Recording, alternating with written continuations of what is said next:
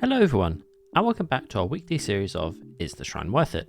The series where we have a look at the perks and the Shrine secrets and see if they're really worth your 2,000 iridescent shards each. This week we have a very killer-sided shrine. I'm going to give this a 7 out of 10. It is actually a pretty decent shrine. We have perks from the Shape, the Mastermind, Yunjin, and Gabriel Soma. Those perks are Dying Light, Terminus, Self-Preservation, and Scavenger. Let's get into the killer perks first. Our first killer perk is Dying Light. You become obsessed with one survivor. Your obsession gains 33% action speed bonus to unhooking and healing other survivors. Each time you hook a survivor other than the obsession, if the obsession is alive, gain a token. If the obsession is alive, all survivors who are not the obsession gain a 3% penalty to repair, healing, and sabotage speeds for each token.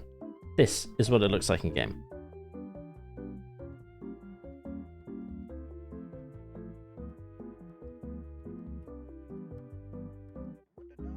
I'm going to give Dying Light a 5 out of 10. This used to be a very strong perk, and it still can be quite strong, but obsession related builds are not very strong these days.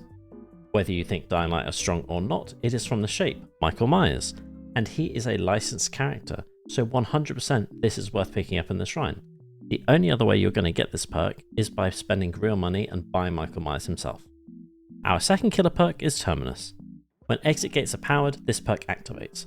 While Terminus is active, injured, downed, and hooked survivors are inflicted with the broken status effect until the exit gates are open. When the exit gates are open, survivors will stay broken for an additional 45 seconds. This is what it looks like in game.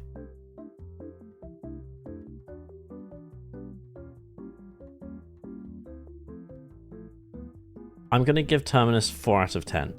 I don't think this is a particularly strong perk, and you basically require the end game to be really important for you, and you need all the survivors to kind of have a big freak out so that they're all injured.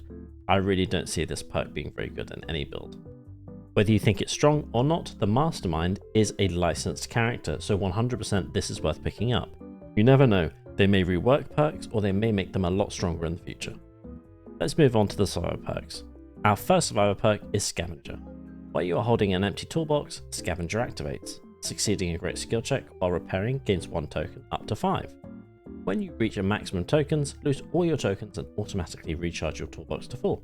Then, your repair speed is 50% slower for 30 seconds. This is what it looks like in game.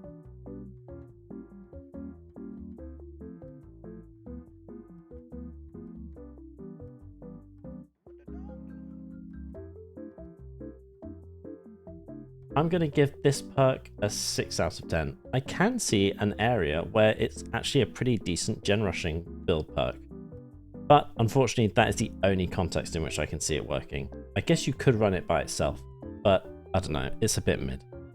Whether you think it's strong or weak, Gabriel Soma is not licensed. That means that you can get his perks by buying him and leveling him in a blood web instead.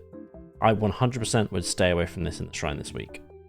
Our fourth and final perk is Self-Preservation. Whenever another survivor within 16 meters of you gets hit by a basic attack or a special attack, Self-Preservation activates. Your scratch marks, pools of blood, and grunts of pain are hidden for 10 seconds. This is what it looks like in game.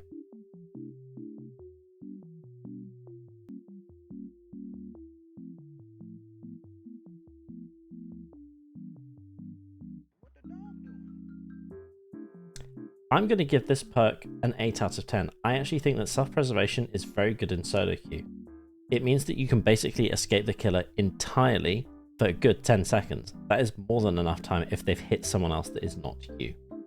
However, even if you think this perk is strong or weak, it is from Yunjin, and Yunjin is not licensed. So do not pick this up in the shrine. You're much better off picking Yunjin up as a full character, leveling her up in the blood web, and then getting all 3 of her perks instead. So to recap, this week we want to stay away from both the survivor perks, Self-Preservation and Scavenger. The perks that we want to pick up are Dying Light and Terminus. Thank you for watching this video. I'll see you next week, and I'll actually see you on Friday because I've got a video coming out. So stay tuned. Bye.